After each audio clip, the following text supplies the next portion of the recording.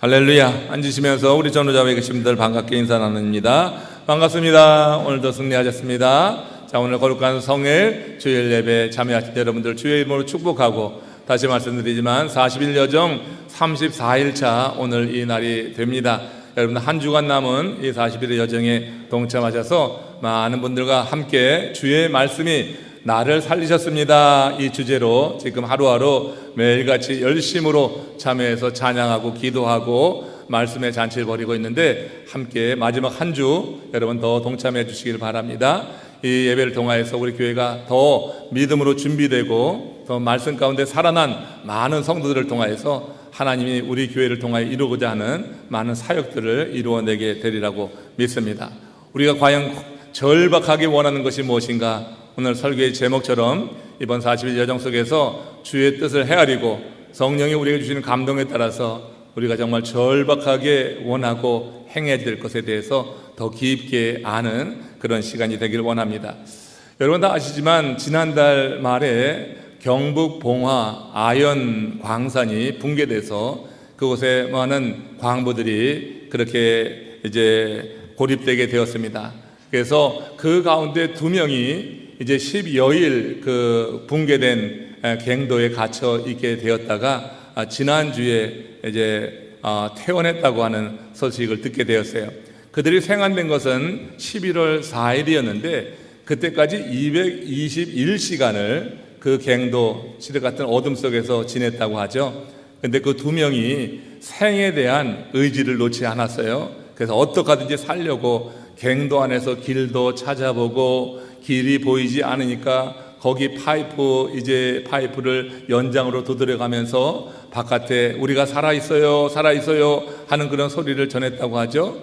그래도 소식이 없으니 그들이 갖고 있었던 폭발물을 가지고 그 안에서 그것을 터뜨려서 길을 내려고 했다기보다는 안에 사람이 있다고 하는 것을 알리려고 했다는 것이죠. 그것이 여러분 꽉 막힌 그런 그 안에서 폭발물이 터지면은 해로울 수도 있지만 정말로 절박하게 살기를 원하고 삶에 대한 희망을 놓지 않았기 때문에 그런 일까지 했다고 하는 건데, 그런데 고립 10일째 되던 날에 그들이 삶의 줄을 놓을 뻔하는 그런 일이 있었다고 하는 거예요. 그들 이마에 안전 전등이 있잖아요.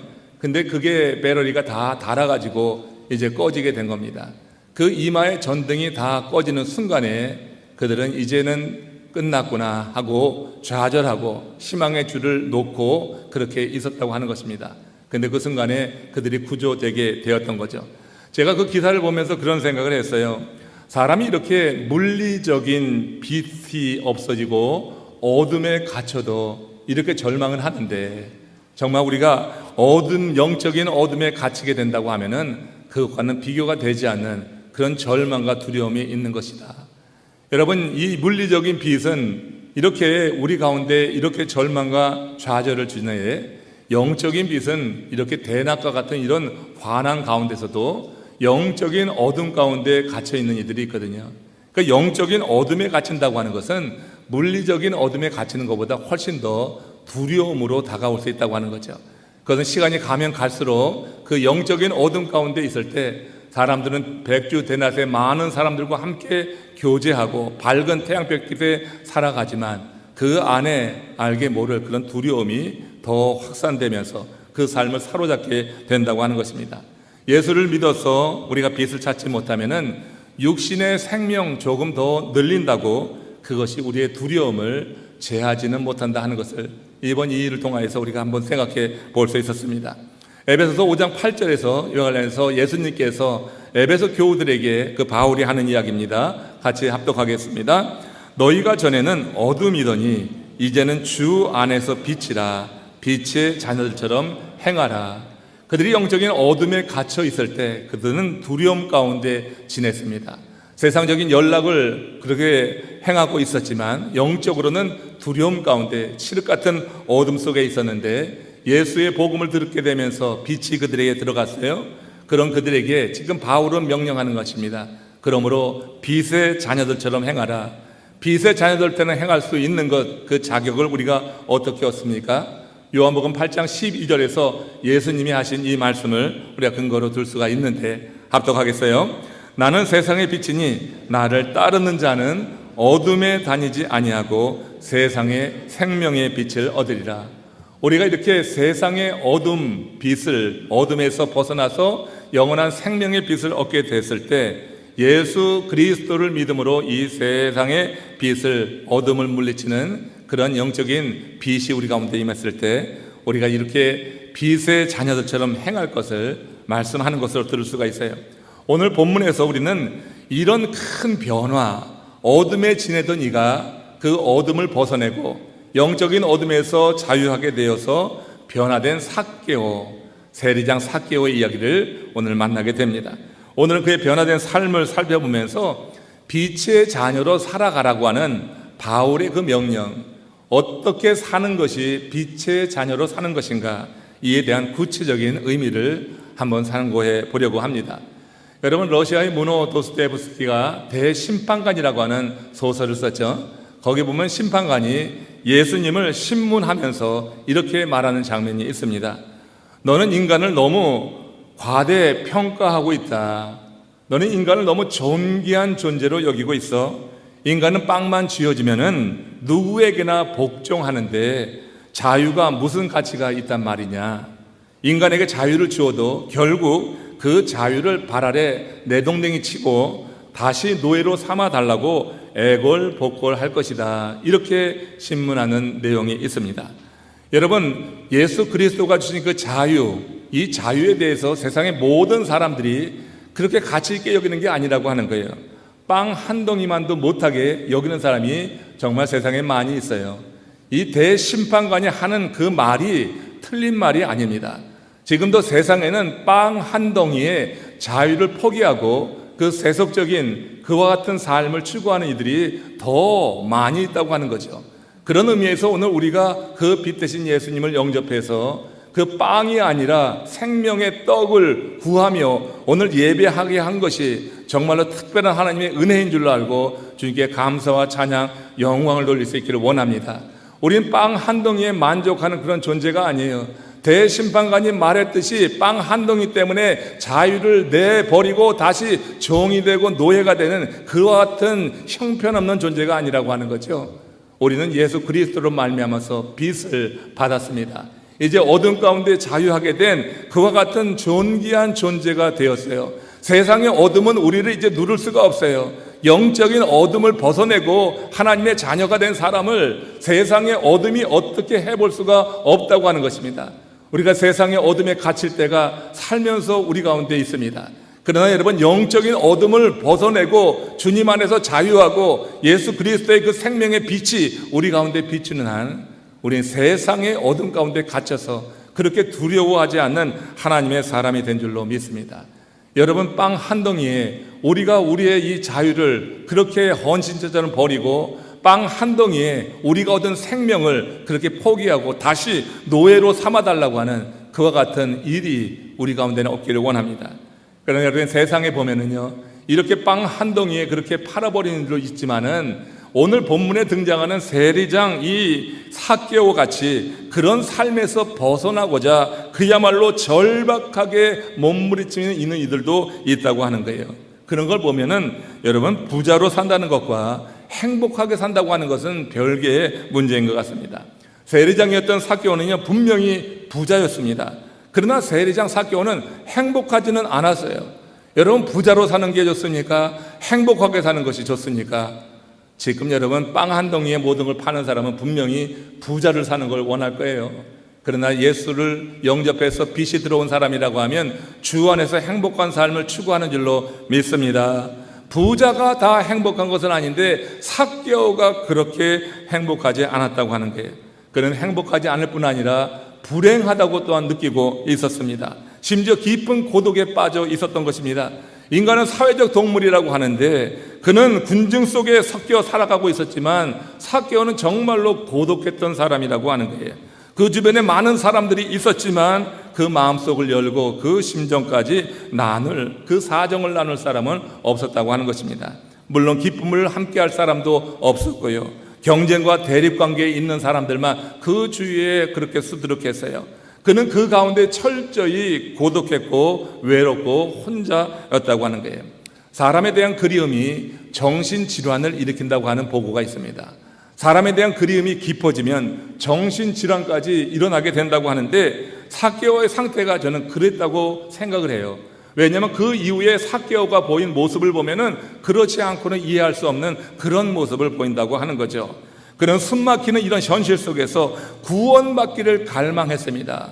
갱도에 갇힌 그 두 사람 못지않게 그는 영적인 어둠에 갇혀 있어요. 백주 대낮에 다니고 있었지만 그는 혼자였어요. 외로웠어요. 고독했어요. 그것은 그가 지금 어둠에 갇혀 있었기 때문이다. 영적인 어둠에 갇혀 있던 그는 이 영적인 어둠에서 구원받기를 원해서 그는 할 수 있는 모든 일을 행했을 것입니다.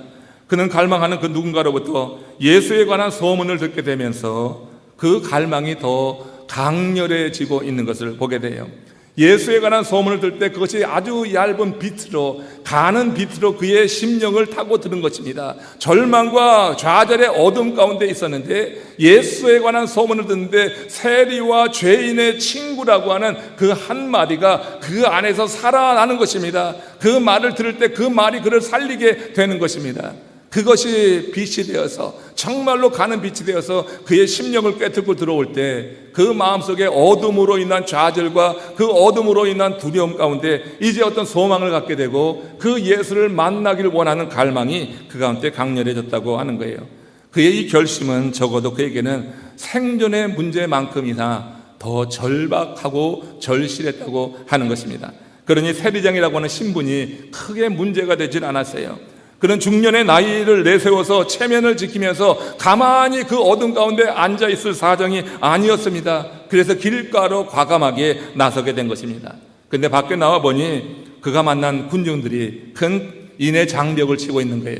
삭개오는 그 인의 장벽을 보고 또 그들이 자신을 향한 어떤 마음을 갖고 있는지 알았습니다. 그 사람들은 삭개오에 대해서 아주 적대적인 그런 감정을 갖고 있었어요. 저 삭개오가 매국노란 말이에요. 나라를 팔아넘긴 매국노라, 로마의 앞잡이가 되어서 동족의 그런 피를 뽑고 있다. 그 세금을 걷어들이는 것, 그것을 그렇게 생각하며 흡혈귀같이 여기는 그런 눈길이 있었던 것입니다.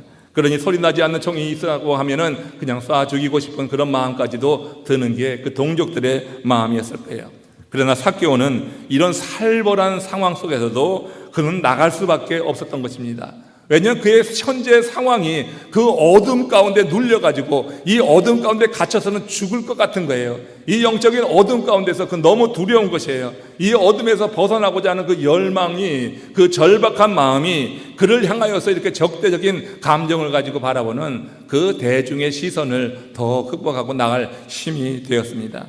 아마도 삭개오는 예수를 만나기 전까지 숨막히는 이런 현실에서 벗어나려고 모든 방법을 다 찾아보았을 것입니다. 그러나 찾지 못하고 이 어둠 속에 갇히게 되었을 때 예수님이 그 마을에 오신 것이니 그 예수님을 만나고자 하는 그 마음이 얼마나 절박했을까. 그 예수님이 세리와 죄인이라고 하는, 죄인의 친구라고 하는 그 말씀이 그 속에서 살아나니 그 예수님을 만나면 오죽할까 하고 그 예수님을 만나기 위해서 밖으로 나갔다고 하는 거죠. 그런데 밖으로 나간 삭개오가 직면한 것은 이게 현실적인 문제였어요. 실제적인 문제, 현실적인 문제, 그것을 누가복음 19장 3절에서는 이렇게 말씀하고 있습니다. 합독하겠습니다. 그가 예수께서 어떠한 사람인가 하여 보고자 하되 키가 작고 사람이 많아 할 수 없었더라. 두 가지입니다. 키가 작다고 하는 것과 사람이 많다고 하는 것. 사람이 인의 장막을 쳐서 예수님이 지나가는 길을 딱 가로막고 있으니 키 작은 이 삭개오가 그 예수님을 보기를 쉽지 않았어요. 누구도 그가 비집고 들어갈 자리를 허락하지 않았다고 하는 것입니다. 다 예수를 보기 원했던 것이에요. 키 작은 삭개오에게 그것은 꽉 막힌 벽과 같았다고 하는 것입니다. 그러나 삭개오는 이 장벽을 만났을 때 돌아섰습니까? 다시 집으로 돌아갔습니까? 그렇지 않아요. 그가 이 어둠 가운데, 영적인 어둠 가운데 자기를 구원해 주리를 저 예수로 지금 보고 있기 때문에 예수의 소문만 듣고도 그것이 빛이 되어서 그 심령에 희망을 주었는데 예수를 직접 만나서 예수를 대면해 보면 어떨까 하는 그런 기대를 가지고 절박한 마음을 가지고 예수를 만나기 원했기 때문에 그 장막, 인의 장막이 그를 가로막고 있지만 돌아서서 집으로 들어가지 않았다고 하는 거예요. 여러분, 하고 싶은 일에는 방법이 생기고 하기 싫은 일에는 변명만 보인다 그랬어요. 여러분이 한번 적용해 보세요.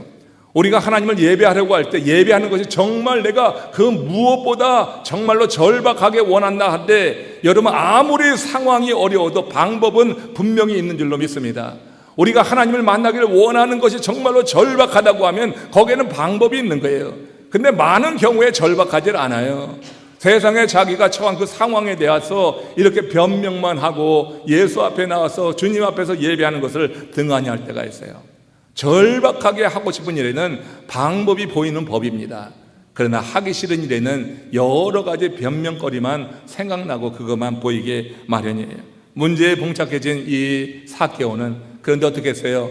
더 절박해졌어요. 그 예수를 만나야지 내가 이 영적인 어둠 가운데서 벗어나고 내가 자유할 수 있겠다고 하는 그런 확신이 드는데, 아니 나갔더니 이내 장막이 되어 키는 작고 볼 수는 없는데 그 장막 앞에서 좌절한 것이 아니라 이 삭개오는 더욱더 절박하게 예수를 보고 싶은 마음이 그 안에서 일어났다고 하는 것이에요. 그 상황에서 주님을 만날 방법을 찾기 시작했는데, 그런 그의 눈에 군중들 머리 위에 드리워진 뽕나무 가지가 눈에 들어오게 된 것입니다. 그 뽕나무를 보는 순간 그는 바로 그 나무 위로 올라간 거죠.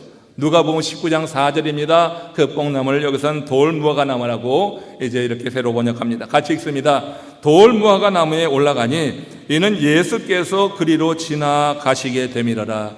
그리로 지나가는 양쪽에 사람들이 도열해 있고 장벽을 이루고 있으나 이제 키 작은 이 삭개오가 그렇게 예수님을 만나기를 절박하게 원하니까 방법이 보여요. 여러분, 절박하게 원할 때 40일 기도도 완주할 줄 믿습니다.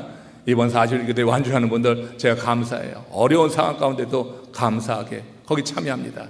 여러분, 마지막 남은 한 주간 우리 교회 영적인 훈련으로서 여러 성도님들이 지금 함께하는 이 귀한 집회 여러분 같이 하면서 기도하고 우리 주님이 우리에게 말씀을 보내주셔서 살아나는 역사가 있기를 주의 이름으로 축원합니다. 이 삭개오가요 절박했어요. 그 장벽 앞에 무너지지 않았어요. 좌절하지 않았어요. 돌아서지도 않았어요. 그리고 그 마음 가운데 방법이 그 눈에 들어오게 될 때 바로 시행에 옮겼다고 하는 거예요. 뽕나무로 올라간다고 하는 것, 그의 사회적 지위와 그의 나이, 그걸 생각하면 그로서는 쉽게 할 수 없는 그런 일이었지만 그만큼 그가 절박했기 때문에 뽕나무로 올라가야지 내가 예수를 보겠다는 그 마음이 드니, 그러니 여러분 사회적 지위와 체면 이런 건 다 내어놓는 거예요. 내가 죽겠는데 무슨 사회적 지위와 체면이에요. 여러분, 주의 은혜를 받고자 하면 그런 절박함이 있어야지 돼요. 이런 절박함이 없이 대충 어슬렁어슬렁 해가지고 하나님께서 우리에게 은혜를 주시고 말씀을 보내주시겠냐고요. 절박한 마음이, 정말 내 사정이 어려우면 어려울수록 그럴수록 더 절박해질 때 방법이 생각나고 그 방법에 따라서 행하는 이 삭개오의 모습을 봐요. 그는 쉽지 않은 결단을 하고 뽕나무로 올라갔어요. 여러분, 그 주님이 그 중심을 모를 리가 없어요. 사람은 이렇게 잘 갖춰진 모습을 보지만 우리 주님은 잘 준비된 마음을 보시는 줄로 믿습니다. 우리가 거룩한 성회에 나올 때 우리가 의복만 잘 갖춰 있지 말고 우리 마음이 준비되기를 원합니다. 왜냐하면 주께서 보시는 것은 우리 겉모습이 아니라 우리 중심이기 때문에 우리는 사람의 겉모습을 보고 그 사람을 판단하지만 주님께서는 오늘 예배하는 우리들 마음이 어떻게 준비되어서 이 시간에 하나님을 예배하는지 그 마음을 보시는 줄로 믿습니다. 삭개오가 뽕나무로 올라갈 때 그 삭개오의 입은 옷을 보지 않았어요. 그가 중년의 나이라고 하는 것도 보지 않았어요. 그의 신분도 주님은 보지 않았어요. 우리 주님은 그의 내면을 보신 것입니다. 그 마음을 읽었다고 하는 거예요. 여러분, 이사야 62장 6절 7절에 보면 이와 관련해서 좀 같이 나누고자 하는 말씀이 있는데, 이번 40일 새벽 성회에 여러분들과 함께 나눈 부분인데 기억하실지 모르겠어요. 이거 여러분 대단히 우리가 좀 중요히 마음에 새겼으면 하는 말씀입니다. 같이 합독하게 읽겠습니다. 너희 여호와로 기억하게 하시는 자들아, 너희는 쉬지 말며 또 여호와께서 예루살렘을 세워 세상에서 찬송을 받게 하시기까지 그로 쉬지 못하게 하라. 그로 쉬지 못하게 하라. 여기서 여러분 두 단어를 우리가 주목해 보는 거죠. 너희는 쉬지 말라고 하는 거예요. 예루살렘 거민을 향하여서 너희는 쉬지 말라, 그리고 하나님으로 쉬지 못하게 하라고 하는 거예요. 여러분, 이들은 지금 심판 가운데 놓여 있는 것입니다. 어려움 가운데 놓여 있는 것입니다. 이들을 향하여서 이사야 선지자가 선언하는 거예요. 너희는 쉬지 말라. 왜 쉬지 마냐? 하나님으로 쉬지 못하게 하기 위해서 쉬지 말라고 하는 거예요. 여기 너희 여호와로 기억하게 하시는 자, 기억하시게 하는 사람은 쉬운 말로 여호와 하나님이 기억하는 자라고 하는 거예요. 하나님이 어떤 사람을 기억하느냐 이 얘기예요. 하나님이 기억하는 자가 누구냐? 하나님이 기억하는 자는 하나님이 쉬지 못하게 하는 자. 그래서 내가 쉬지 않고 여호와 하나님을 쉬지 못하게 할 때 하나님은 나를 기억하는 줄로 믿습니다. 이해가 되세요? 여러분, 하나님이 나를 위해서 쉬지 않고 일하시는 것은 내가 쉬지 않고 일할 때인데, 그럼 무엇을 위해 쉬지 않고 일하느냐? 우리 주님을 만나고자 하는 그런 마음으로 뜨거워서 내가 주를 보고자 하는 열정이 식지 않고 여호와 하나님을 찾는 것이 내가 쉬지 않고 일하는 것인 줄로 믿습니다. 여호와 하나님의 말씀이 내 삶에 와서 닿고 내 삶을 변화시키고 고치고 새롭게 할 것을 기대하면서 여호와의 하나님 말씀을 듣고자 하는 그런 마음을 갖고 살아가는 것, 이게 여러분 우리가 쉬지 않고 일하는 거예요. 내가 여러분 쉬지 않고 일할 때 세상 것만 얻으려고 쉬지 않게 일하고 그렇게 살아간 사람이 얼마나 많이 있어요. 세상 것만 얻기 위해서 쉬지 않고 일하기 때문에 쉽게 여러분 안식을 더 빼고 우리가 살 때가 있어요. 그러나 여러분, 우리가 하나님이 나를 위해서 쉬지 않고 일하게 하시기 위해서 내가 쉬지 않고 일해야지 되는데, 내가 쉬지 않고 일하는 그것이 바로 하나님의 말씀을 그렇게 뜨겁게 사모하는 거예요. 절박하게 우리 하나님을 찾고 있으면은 내가 하나님 앞에서 쉬지 않고 일하는 것이어서 하나님은 그런 사람을 기억하신다고 하는 거예요. 여호와 하나님으로 기억하게 하시는 자가 되시기를 주의 이름으로 축원합니다. 여러분, 예배해도 하나님이 기억하는 자가 있고 하나님이 잊고 간과하는 자가 있고 무시하는 자가 있다고 하는 얘기로 들을 수가 있어요.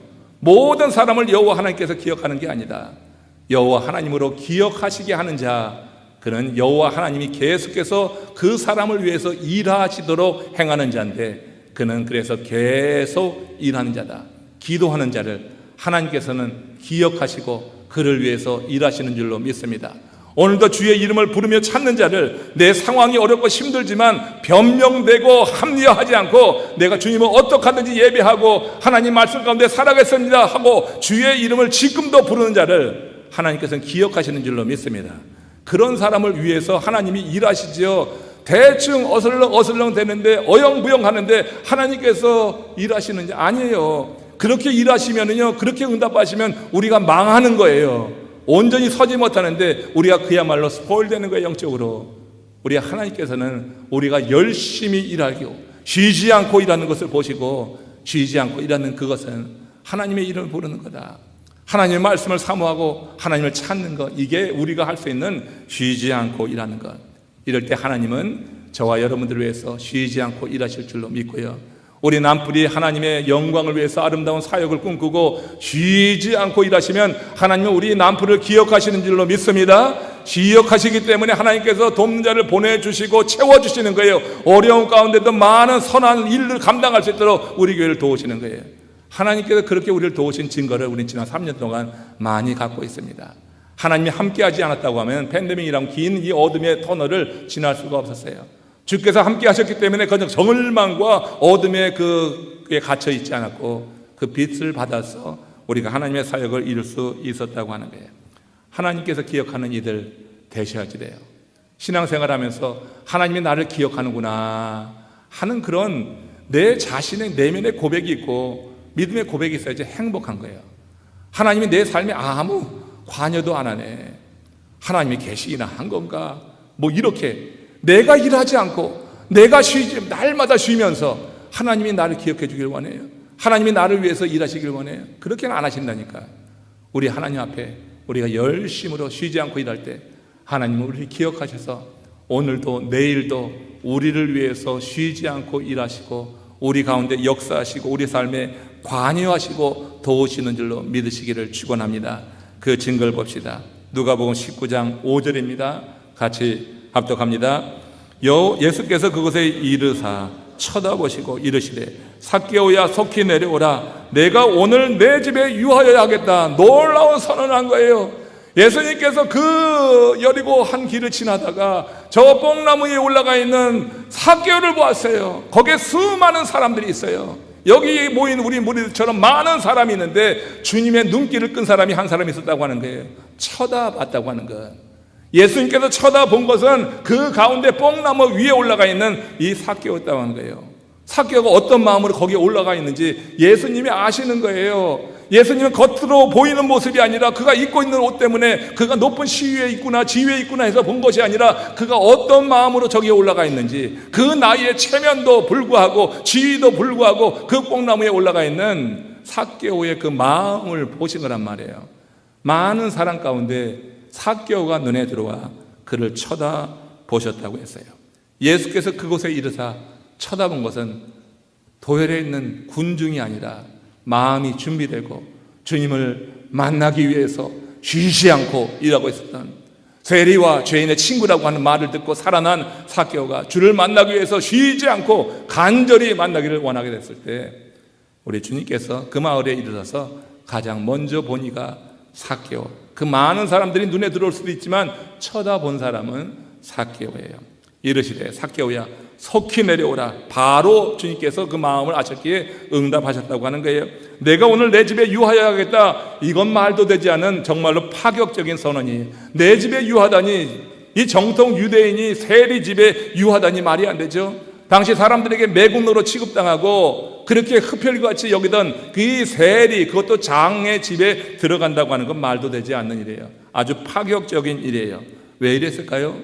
여러분, 삭개오가 쉽지 않은 결단하고 뽕나무에 올라간 것을 아신 것입니다. 그의 체면과 그의 지위와 그의 나이 이런 거 다 생각하면은 올라가지 못할 건데 거기에 올라간 거예요. 그 삭개오가 쉽지 않은 결단을 하고 뽕나무에 올라간 것을 보시고 예수님도 쉽지 않은 결단하고 내가 내 집에 유하여야겠다. 왜냐하면 유대인들이 그렇게 하는 법이 없었는데 관례를 깨고 지금 예수님이 그를 만나시겠다고 하는 거예요. 예루살렘을 향하여 인류의 구원을 위해서 걸어가시던 예수님이 잠시 멈추고 삭개오의 집에 지금 들어가고 있는 거예요. 누가복음 19장 7절 말씀 보십시오. 같이 합독합니다. 무사람이 보고 수근거려 이르되 저가 죄인의 집에 유하로 들어갔도다 하더라. 사람들이 비난했다고 하는 거예요. 사람들이, 무사람들이, 많은 사람들이 보고 수근거리는 것입니다. 예수의 행위에 대해서 수근거리는 것입니다. 저가 죄인의 집에 유하로 들어갔다. 그러나 주님은 그 사람들의 비방보다는 한 영혼의 마음을 보시고 그가 회개하고 돌이키는 것을 보기를 원하셨어요. 그 일은 바로 그날 이루어졌습니다. 사람들의 비방에도 불구하고 그 마음에 준비된 것을 보시고 삭개오 집에 들어가는 그날 바로 그 한 영혼이 큰 변화를 이루고 구원에 이르는 것을 우리가 볼 수가 있어요. 누가복음 19장 8절입니다. 합독합니다. 삭개오가 서서 주께 여짜오되 주여 보시옵소서, 내 소유의 절반을 가난한 자들에게 주겠사오며 만일 누구의 것 속여 받은 일이 있으면 내 갑절이나 갚겠나이다. 지금 여러분, 이 삭개오가 예수님을 만나고 예수님이 그 집에 유하고 예수님과 식사를 나누고 예수님으로부터 말씀을 듣고 나서 살아났다고 하는 증거예요. 이게 지금 이 삭개오는 주의 말씀으로 살아났다고 하는 것입니다. 예수님과 함께 말씀을 나누며 예수님으로부터 복음을 듣습니다. 진리를 듣습니다. 그러면서 완전히 살아난 것입니다. 우리 예수님께서 이 삭개오에게 너 재산 많은데 사회에 환원해라 이러지 않았어요. 예수님을 위협하거나 설득하려고도 하지 않았어요. 삭개오는 그저 예수님의 말씀을 들은 이후에 그 말씀이 그에게 도전하고 말씀에 깨닫게 하니 그를 사로잡고 있었던 물질의 끈을 지금 끊어내고 있는 거예요. 그가 여러분 이 물질의 끈에 묶여 있어서 부자유하다고 하는 걸 그때 한 거예요. 진리의 말씀을 듣는 그때 삭개오는 내가 왜 이렇게 고독하고 왜 이렇게 두렵고 내가 왜 이렇게 이 어둠 가운데서 이렇게 부자유한가, 그걸 여러분 깨닫게 되는 거예요. 그 깨달음을 그는 이렇게 자신이 갖고 있었던 재산 뭐라고 하지도 않았잖아요. 그럼에도 불구하고 재산의 절반을 아무런 조건 없이 주고 내가 누구 걸 토색한 일이 있으면 4배나 갚겠나이다. 그러니까 반 이상을 그 모든 재산을 헌납하고 드리겠다고 이렇게 결단한 건 이건 사람이 하는 일이 아니에요. 하나님의 말씀이 그를 살렸기 때문에 그가 자원해서 이렇게 고백하고 있는 것을 우린 여러분 들어야지 돼요. 그의 이 고백을 듣고 예수님이 하신 말씀을 한번 들어보십시오. 의미가 있어요. 누가복음 19장 9절입니다. 같이 읽습니다. 예수께서 이르시되 오늘 구원이 이 집에 이르렀으니 이 사람도 아브라함의 자손입니다. 예수님은 삭개오의 구원을 선포했어요. 그는 재물을 통하여서 자신이 그 부자유함 가운데서 자신을 얽고 있던 끈에서 지금 해방되었다고 하는 것을 감사하며 이렇게 그 감사한 마음을 표현하고 믿음을 증거했는데 우리 주님께서 그를 향하여서 구원이 이 집에 이르렀다니 이 사람도 아브라함의 자손이다. 이 선언이 위대하게 선포되고 있어요. 삭개오가 이 말씀을 듣게 된 시점이 중요한데 그가 물질의 벽을 넘는 순간이었다고 하는 겁니다. 물질의 벽을 넘는 순간에 지금 삭개오는 주님으로부터 이런 선언을 듣게 되었어요. 본문의 말씀을 우리는 이렇게 이해합니다. 우리에게 물질을 과연 어떻게 사용하느냐에 하는 점이 우리의 구원과도 연결되더라. 삭개오가 그렇게 선언했을 때 우리 주님은 그 집에 구원이 임했다고 했어요. 그러니까 우리에게 하나님이 주신 물질을 내가 오늘 어떻게 선용하느냐, 내가 물질의 노예로 사느냐, 물질의 주인이 되어서 다스리느냐, 그래서 하나님의 뜻에 따라서 이 물질을 쓰느냐를 보면은 그것이 구원과도 관련됐다고 하는 거예요. 여러분, 내가 믿노라고 하면서 너무 인색한 경우가 있어요. 그냥 말만 믿노라고 하지 실제로 아무런 헌신도 하지 않는 경우도 우리는 보게 됩니다. 실제로요, 이 구원의 문제는 우리가 주님의 은혜 안에 거하면서 말씀이 나를 살렸다고 할 때 물질을 통하여서 분명히 표현될 수 있는 것입니다. 아, 목사님 지금까지 그런 얘기 안 하더니 왜 추수감사절 한 주 내두고 이 물질에 대해서 얘기하지? 이렇게 듣고 계십니까? 여러분, 이 목사의 중심을 보시기 바랍니다. 여러분 다 살아나길 원합니다. 여러분 매여 있는 것으로부터 자유하길 원합니다. 여러분들이 진정으로 주님 안에서 누리는 기쁨을 소유하기를 원합니다. 지금 여러분 이 삭개오가 이런 선언을 했을 때 주님께서는 구원을 선포했다니까요. 그러니까 구원과 물질 다루고 사용하는 것이 분명히 연관되어 있는 거예요. 분명히 연관되어 있다. 우리가 빛의 자녀답게 산다고 하는 것, 중요한 기준이 된다고 하는 것을 지금 여기서 가르쳐주고 있는 거예요. 히말라야 등반에서 가장 중요한 것이 뭔지 아세요? 정상을 찍는 겁니까? 살아남는 게 중요한 것입니다. 히말라야 등산 정상 찍어도 죽으면은 아무 소용없는 거예요. 히말라야 정상 높은 정상에 올라도 그래도 거기서 죽으면 소용없어요. 살아남는 것입니다. 여러분, 세상 사람들은 누구도 인생의 최고봉에 오르기를 원해요. 지금 나는 뭐 시간이 이제 다 지났다, 난 늙었다 하지만 젊어서는 어느 분야든 최고봉에 이르기를 원했던 그런 마음이 있지 않아요? 여러분, 내가 아니면 자녀라도 최고봉에 오르게 하려고 부모들은 애를 씁니다. 그러나 여러분, 예수 믿어서 영원히 사는 것이 아니라고 하면 그게 과연 무슨 의미가 있을까? 이 세상 어두움, 물질 세계에서의 어두움에서의 어떤 산을 정해놓고 그 산 정상에 오른들 그것이 과연 어떤 의미가 있는가? 우리 인생의 마지막 순간이 되었을 때 주님께서 우리에게 이 세상에서 빛처럼 살라고 말씀하셨는데 빛의 자녀처럼 사는 게 이 세상의 정상에 오르는 것인가? 빛의 자녀로 산다고 하는 것은 딱 그것만이 아니다.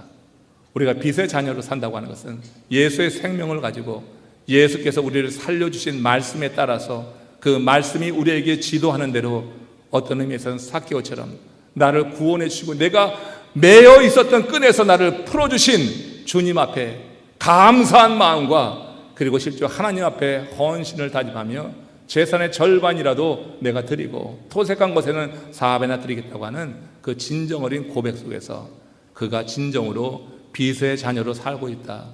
세상에 하나님의 자녀로 산다고 말할 수가 있을 것입니다. 영원히 사는 것이 아니라고 하면 우리가 세상에서 이룬 것 정말 한순간에 물거품처럼 사라질 것이 있어요.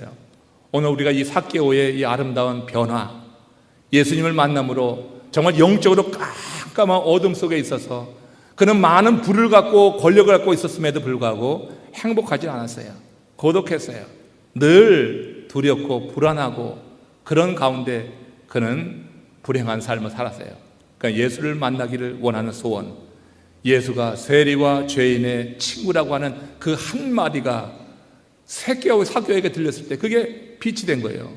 직접 만나지도 않았는데 하나님의 말씀을 들을 때 어느 때 우리가 살아나는 경우가 있어요. 하나님의 말씀을 그냥 듣는 것으로 그 말씀이 나를 살리는 경우가 있어요. 이번 40일 여정의 주제가 주의 말씀으로 나를 살리셨습니다요. 한번 우리 크게 따라합시다. 주의 말씀이 나를 살리셨습니다.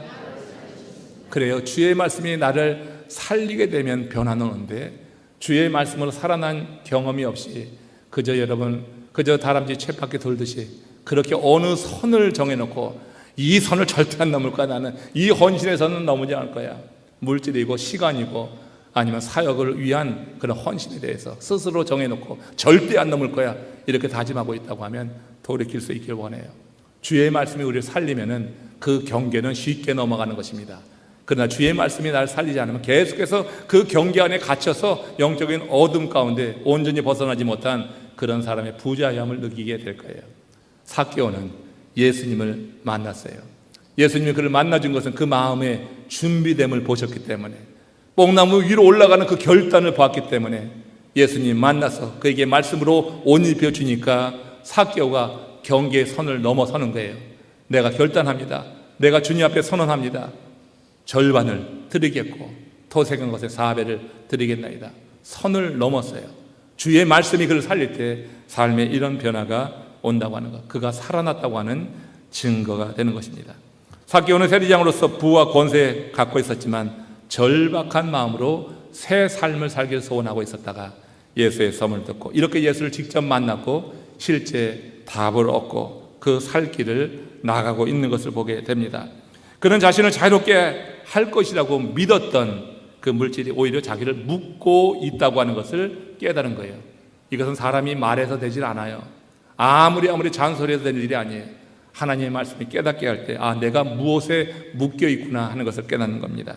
영적인 부자임의 원인, 이웃으로부터 소외당하고 있었던 이 원인, 이것이 바로 물질에 대한 탐욕이라고 하는 것을 삭개오는 알았습니다.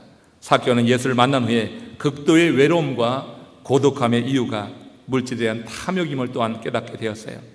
영원히 사는 비결을 깨닫는 삭개오는 그동안 자기를 묶었던 그 끈을 이제 풀어내는 선언을 한 것이고, 주님은 그때야 비로소 내 집에 구원이 이르렀다, 너도 아브라함의 자손이로다 선포하면서 그를 하나님의 자녀로 맞이하시고 그를 품으시고 그에게 새로운 인생길을 열어가시는 것을 보게 됩니다. 이 추수감사절 계절에 우리가 무엇으로 감사하겠습니까? 지난 33년 3일 동안 열심히 하나님 말씀을 들으며 여기까지 왔어요. 자, 우리가 진정으로 감사한다고 하는 것은 내가 주님의 구원에 대한 그런 감사입니다. 내 자신을 세상의 어둠에서 있던 나를 어둠에서 건져주시고 영적인 어둠으로부터 나를 건져주셔서 나로 자유케 하신 주의 은혜를 진심으로 감사하며 그 감사의 마음을 주님께 드리는 이 계절이 되기를 주의 이름으로 축원합니다. 자, 함께 고개 숙여서 기도할 때 나를 지금까지 내가 절박하게 구하고 있던 것이 무엇인가? 내가 절박하게 원하는 그것이 무엇인가? 내가 절박하게 원하던 그것이 혹 나를 묶고 있던 끈은 아닌가? 나를 부자유하게 하는 끈은 아닌가? 여전히 지금까지 나를 묶고 있는 그것에 나는 갇혀 있지 않는가? 그러면서 자유를 원한다고 말은 하는데 실제로 결단을 하지 못하고 있는 이 현실, 하나님의 말씀으로 살아나지 못했기 때문에 그런 것 아닐까? 우리가 하나님의 말씀으로 살아나서 주의 특별한 은혜가, 성령의 능력이 우리 가운데 임할 때 우리를 가두고 있는 경계를 뚫고 나갈 수 있는 그것으로 하는 이와 같은 놀라운 결단과 하나님의 은혜가 우리 가운데 임하길 원합니다. 우리 다 같이 이와 같이 하나님의 은혜를 구하며 잠시 합심으로 기도하며 오늘 주신 말씀을 마음에 받으며 새기며 주 앞에 다가가겠습니다. 다 같이 기도하시겠습니다.